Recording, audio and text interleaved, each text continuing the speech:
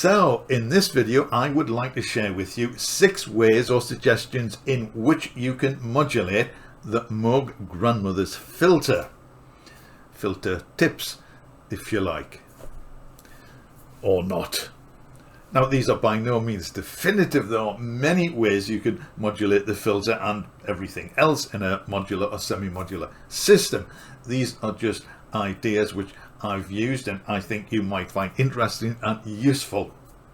Now the tips are primarily aimed at beginner to moderately advanced users, although advanced users might also find something of interest here. I have a timeline in the description with timings for the different tips, so you can look at those and see if there's anything which takes your interest. But using no other aids than my hands and the keyboard, I explain how filters work and how control voltages affect a filter. So if you are a bit fuzzy in these areas, you might find this of interest as well. Now when putting these tips together, I have used different sections of the Grandmother, which leaves other areas free for other uses. And I have also used settings which produce a musical result. However, turning the controls beyond, shall we say, the musical sweet spots can result in some very interesting and extreme musical results. So do experiment with that as well. In fact, these tips are not patches as such, they are techniques. So the idea is that you set them up and then adjust the controls to see what happens and to produce results you yourself find musically interesting and pleasing. And finally, before we get into it, if you are interested in different ways to use the Grandmother, I have several other videos on the subject which you might find interesting. I shall pop a card up in the corner there and leave a link to them in the description. Okay, I will pop back again in a few minutes. Now let's roll the film. So I'm going to start with what I would call an INIT patch, which is a sort of plucky sound which you would use with an arpeggio. Just a smattering of reverb to take the dryness out of the sound and a little bit of release. I've selected a couple of oscillator settings here. I'm not going to touch this section at all during the demonstration. I've just selected a sound with loss of harmonics so we can cut away at them with the filter. So the first option, of course, and this is really for anyone who is really new to the Grandmother, it's to use the LFO section to modulate the filter. So to do any modulation with the filter at all, we need to reduce the cutoff frequency so we have something to modulate. Now, if you imagine that this is the frequency spectrum of the sound that you are producing, then the cutoff frequency determines the point at which the filter starts to cut off the frequencies. Now this is a low pass filter, so it passes the frequencies at the lower end of the spectrum, and as you reduce the cutoff frequency, it brings it lower and lower and lower and lower until it is so low there will be no frequencies at all. So just to demonstrate that, that's got the full range of frequencies at the moment. So if we reduce the cutoff frequency, you can see that the frequencies are getting lower and lower and lower, and finally they just cut all the frequencies out, so there's no sound at all. So in order to do any filter modulation, we need to find a halfway point. So when we modulate the filter, it can add frequencies and still cut away some frequencies if that's what the modulation is doing. Okay, so just for absolute brand new newcomers to the Grandmother, this is the LFO section, and we can use the LFO to modulate the filter. I will just give you one quick example because I'm sure most people are familiar with this. So we set the rate with this control, just play a note so we can hear what's going on, and increase the amount, And of course there's nothing happening, and this is because we need to use the mod wheel to add some amount of modulation. Now when I first got the Grandmother, I spent hours wondering why on earth nothing was happening when I was fiddling with the LFO controls, until I read the manual. Yes, read the manual. So when we add modulation with the modulation wheel, then it starts to have an effect. And this is the speed, and this is the amount.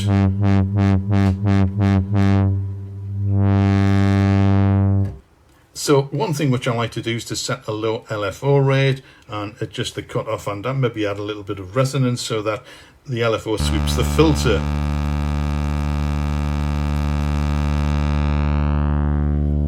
So you can hear the filter cutoff being swept, and the tone is changing. So that's quite nice. I think everybody has done this. And then if you play notes,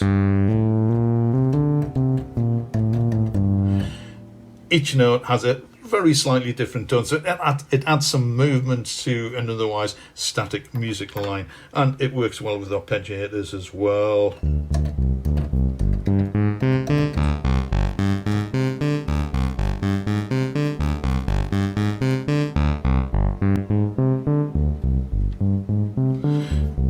So, okay, that's number one. So the next suggestion, and again, this is something you may have looked at and explored if you've had the Grandmother for a few weeks, but it is this little dial here, the envelope amount. And this determines how much of the envelope is applied to the filter. So again, just for anyone who isn't 100% familiar with the way the Grandmother and similar synthesizers work, they work through a series of CVs, or control voltages. So virtually everything here produces a control voltage which can be used to control something else. So the ADSR envelope generator produces control voltages which are fed into the amplifier to control the volume of the sound. So the ADSR, each of these phases produce a voltage. So in this example, it's got a fast attack, a fast decay, sort of halfway at the sustain level, and a little bit of a release. So in voltage terms, the attack, because it's very fast, would shoot the voltage up here. The decay would then drop it down to the sustain level. Now this would continue as long as you keep your finger on a key, or as long as the key is playing. And then when you take your finger off the key, the release phase kicks in. In this case, it has a release, it's quite short, so the voltage would drop down there. So if you picture the envelope as a series of voltages, it will help you understand what is happening to the filter. At least I hope it will. So this control controls the amount that the ADSR will affect the cutoff. So if we reduce the cutoff a little bit so it has something to work with, and we will increase the control.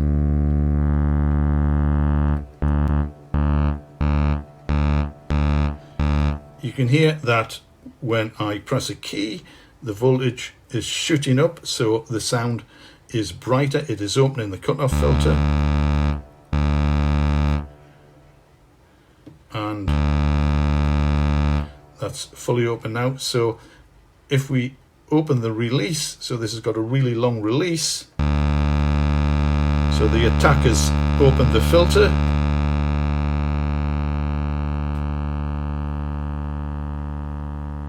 Now, this is probably difficult to hear, but the volume is reducing and the filter is closing at the same time.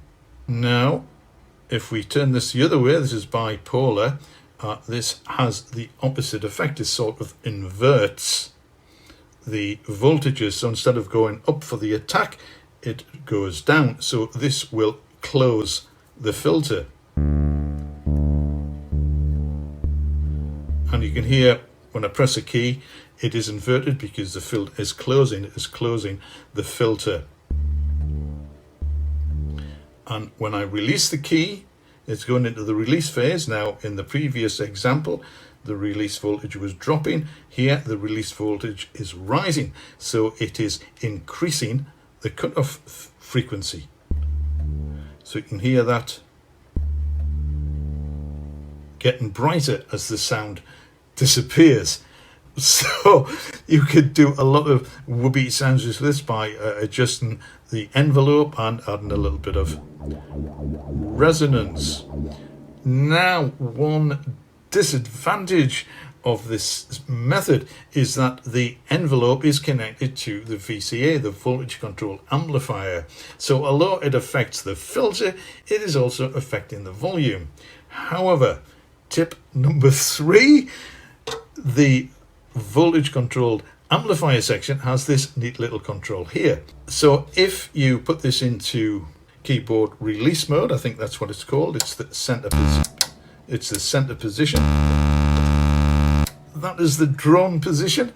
In the center position, what happens here is that as soon as you press a key, it is an immediate attack. So the voltage, if you like, shoots up straight away. And that just stays there as long as you hold down the key. But when you release the key, then it takes note of the release time. Turn that up. So I'll turn the attack right up. So it has no effect on the volume of the sound. So this is pretty neat because it means that we can use this setting and adjust the envelope here to control the filter separately. So let's have a bash at that.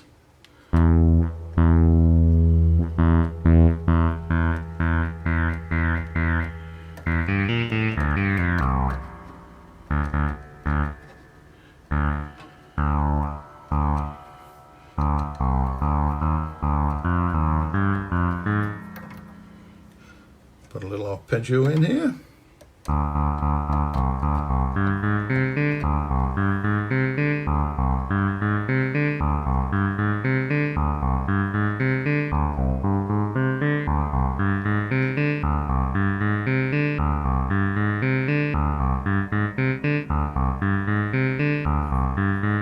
So that allows you to control the filter with the envelope settings without affecting the volume, apart from the release phase, of course.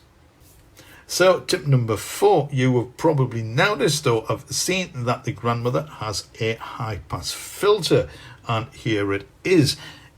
It is not normalized or hardwired to any of the other controls, so the only way to use it is to patch it into something. What we can do is to use the output from the mixer and plug that into the high pass filter, and then plug the output of that high pass filter into the input of the low pass filter. So the high pass filter is the opposite of the low pass filter. The low pass filter filters the high frequencies and passes the low ones. Thank you.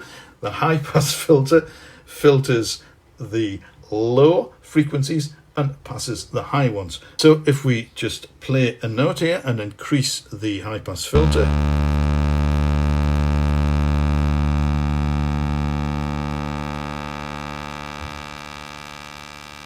you can hear that the low frequencies are getting filtered out, and we're just hearing the higher frequencies, and it just about disappears, the high end. It's just still ringing there ever so slightly, but it's essentially filtering out the frequencies from the bottom up, whereas the low pass filter filters out the frequencies from the top down. Now, of course, you can combine them both because the output from the high pass is running into the input of the low pass. So let's reduce the cutoff on the low pass filter. And then let's increase the high pass. So what we have done is to cut off some of the high frequencies and cut off some of the low frequencies. Here we are only passing a central band of frequencies, and this is a special filter type known as a band pass filter. And some synthesizers have a dedicated band pass filter. Now what is quite nice is if you adjust there's a band up and down, you sweep a band of frequencies up and down the frequency spectrum. So let's put this in drone mode. And if we move these two controls together,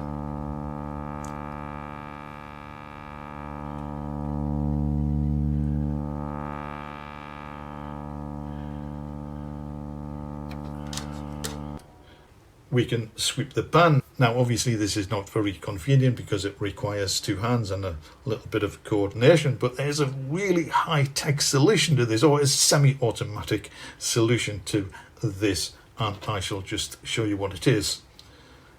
Yes, I know. So what you can do is loop that around these two controls. So when you can turn one, the other one turns.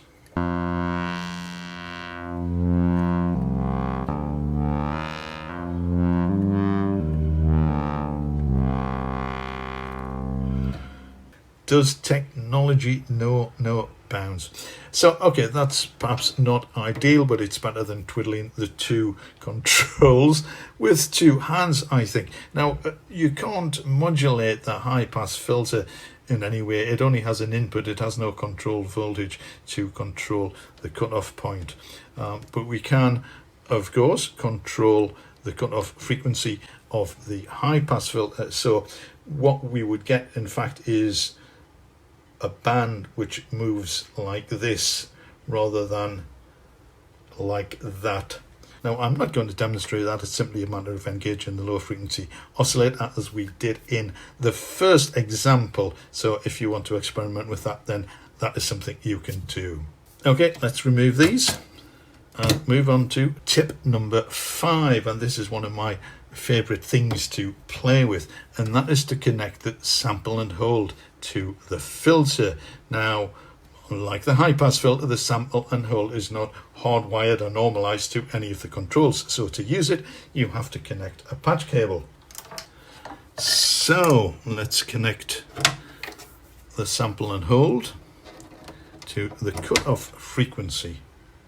Now, the sample and hold, essentially it generates a random frequency. It comes from the noise generator. This has absolutely no control over the sample and hold. Noise is just a combination of all frequencies. So the sample and hold circuitry, it takes a sample every so often, and that is determined by the rate control. You don't need the mod wheel for this. And as we turn it up, you can hear it generating a burble of control voltages, which is affecting the cutoff frequency. It's just picking random frequencies to set the cutoff filter to. So if we adjust the cutoff point and the resonance, we can get bubbly sounds.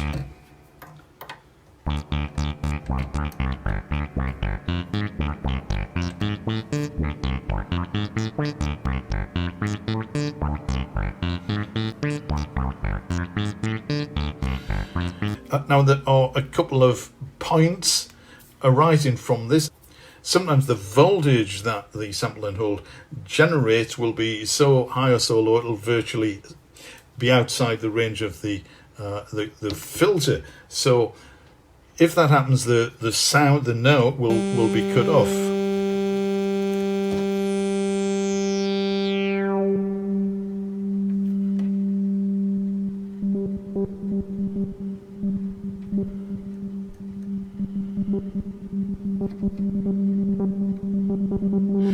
Now this can be desirable to produce sort of random bubbles and random noises and random filter effects, but quite often it isn't. So what you can do is to attenuate the sample and hold voltages with the attenuator.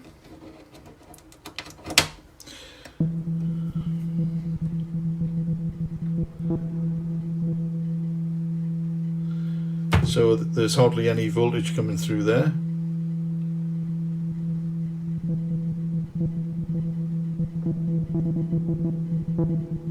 So it's still very random, but you don't have the massive range of randomness, if you like, if you don't want it. Now, a common use for this is to generate a different tone on every key press. So that means this needs to be triggered on every key press, and depending on the rate,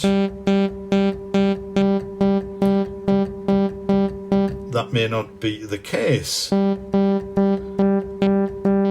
depending on how fast you're playing and if any of all the notes are the same length, and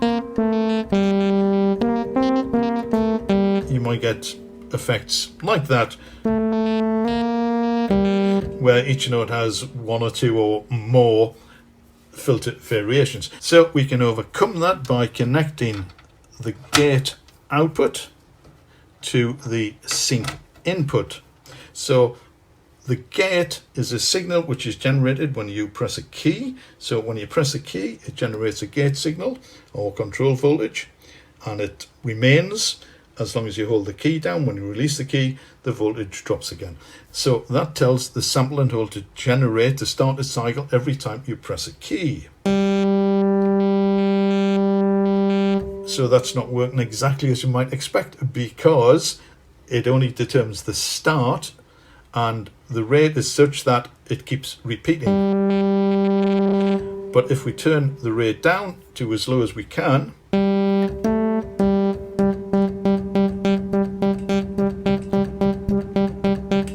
then every time we press a key, we get a nice, sharp, clean new voltage, and that is fed into the filter and we get a new sound.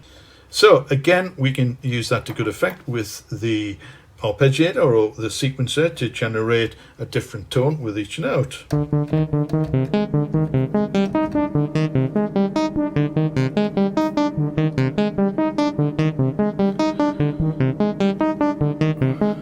I think that sounds great, a different tone on each note. That's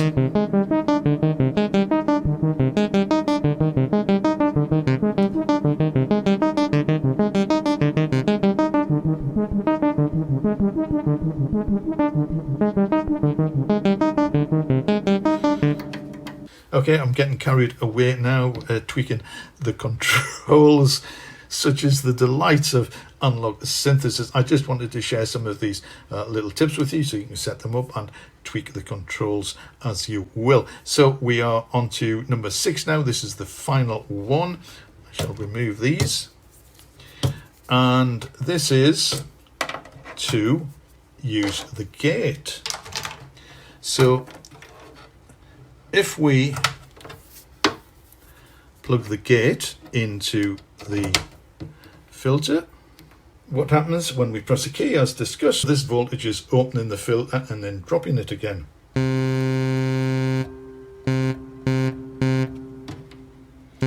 And this does rely on a reasonable release setting.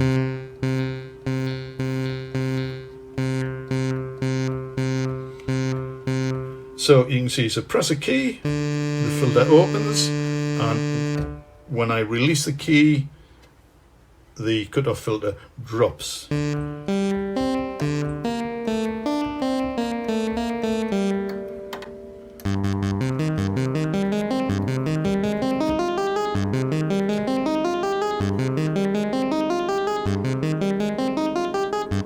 Now, you do need a release for this to work.